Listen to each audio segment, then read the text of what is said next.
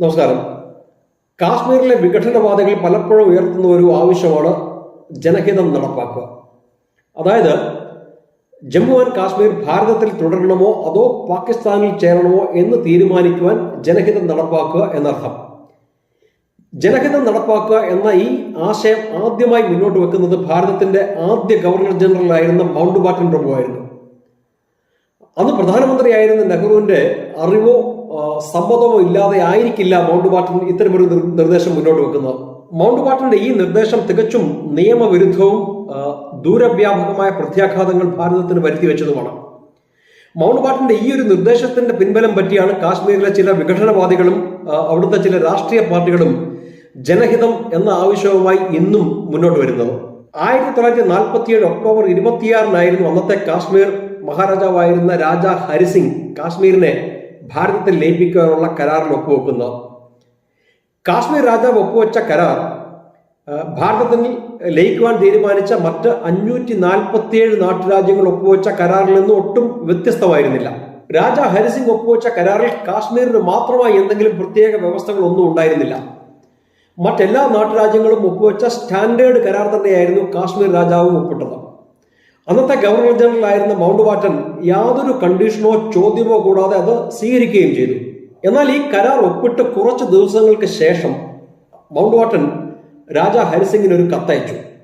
ആ കത്തിൽ mount batten പറയുന്നത് കാശ്മീരിലെ ലോ ആൻഡ് ഓർഡർ സിറ്റുവേഷൻ ശരിയായി കഴിയുമ്പോൾ ജനഹിതം പരിശോധിച്ച് കാശ്മീർ ഭാരതത്തിൽ തുടരണോ അതോ പാകിസ്ഥാനിൽ ചേരണോ എന്ന് തീരുമാനിക്കാം. കാശ്മീർ ഔദ്യോഗികമായി ഭാരതത്തിൽ ലയിച്ചതിന് ശേഷം മൗണ്ട് ബാറ്റൻ നടത്തിയ കുത്തിത്തിരിപ്പാണിത്.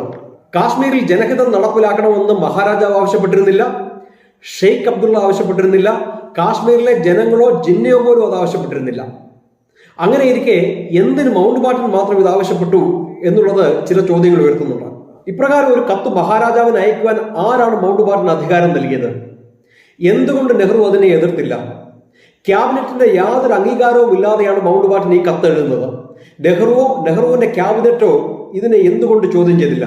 മൗണ്ട് ബാറ്റന് പകരം ഡോക്ടർ അംബേദ്കറോ ഡോക്ടർ രാജേന്ദ്ര പ്രസാദോ രാജഗോപാലാചാര്യയോ ആയിരുന്നു ഭാരതത്തിന്റെ ആദ്യത്തെ ഗവർണർ ജനറലെങ്കിൽ അവർ ഇങ്ങനെ ഒരു മണ്ടത്തരം കാണിക്കുമെന്ന് നിങ്ങൾ കരുതുന്നുണ്ടോ? ഒരിക്കലുമില്ല. നെഹ്റുവിന്റെ അറിവോ സമ്മതമോ ഇല്ലാതെ മൗണ്ട് ബാറ്റൻ ഇത്തരം ഒരു കത്തെഴുതുമെന്ന് നിങ്ങൾ വിശ്വസിക്കുന്നുണ്ടോ? ഒരിക്കലുമില്ല. ഇനി നെഹ്റുവിന്റെ അറിവോ സമ്മതമോ ഇല്ലാതെയാണ് മൗണ്ട് ബാറ്റൻ ഈ കത്ത് എഴുതിയതെന്നിരിക്കട്ടെ. അങ്ങനെയാണെങ്കിൽ തന്നെ അത് അറിഞ്ഞു കഴിഞ്ഞപ്പോൾ ആ കത്ത് പിൻവലിപ്പിക്കുവാൻ എന്തേ നെഹ്റു ഇടപെട്ടില്ല? ജനഹിതം നടത്തി കാശ്മീരിൽ തീരുമാനമെടുക്കണം എന്ന മൗണ്ട് ബാറ്റന്റെ കത്ത് തികച്ചും നിയമവിരുദ്ധമായിരുന്നു. കാരണം 1947 ഇന്ത്യൻ ഇൻഡിപെൻഡൻസ് ആക്ട് പ്രകാരം ഭാരതത്തിൽ ലയിക്കണമോ അതോ പാകിസ്ഥാനിൽ ചേരണമോ അതുമല്ല സ്വതന്ത്രമായി നിൽക്കണമോ എന്ന് തീരുമാനിക്കുവാനുള്ള അധികാരം നാട്ടുരാജാക്കന്മാർക്കായിരുന്നു, അവിടുത്തെ പ്രജകൾക്കായിരുന്നില്ല. പ്രജകളിലെ ഭൂരിപക്ഷം മതം അടിസ്ഥാനമാക്കി ഭാരതത്തിലോ പാകിസ്ഥാനിലോ ലയിക്കുവാനുള്ള അവകാശം നാട്ടുരാജ്യങ്ങൾക്കുണ്ടായിരുന്നില്ല. ജനഹിതം ഇന്ത്യൻ ഇൻഡിപെൻഡൻസ് ആക്ടിലെ ഒരു വ്യവസ്ഥയെ ആയിരുന്നില്ല.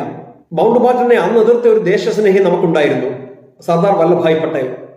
നിർഭാഗ്യവശാൽ അതിനുശേഷം നെഹ്റു കാശ്മീർ വിഷയത്തെ UN-ലെത്തിച്ച് അന്താരാഷ്ട്രവൽക്കരിച്ചു. 1948 UN റെസൊല്യൂഷൻ നമ്മളുടെ മുന്നിലുണ്ട്. കാശ്മീരിൽ ജനഹിതം അനുസരിച്ച് തീരുമാനമെടുക്കുവാൻ UN പറഞ്ഞു. ഇന്നും ഭാരതത്തിനെ പ്രതിക്കൂട്ടിലാക്കുന്ന ഈ തീരുമാനത്തിന്റെ പൂർണ്ണ ഉത്തരവാദികൾ മൗണ്ട് ബാറ്റനും നെഹ്റുവുമാണ്. അടുത്തയാഴ്ച മറ്റൊരു നെഹ്റുവിയൻ ബ്ലണ്ടറുമായി കാണുന്നതിനും വരെ thank you so much. Vande Mataram.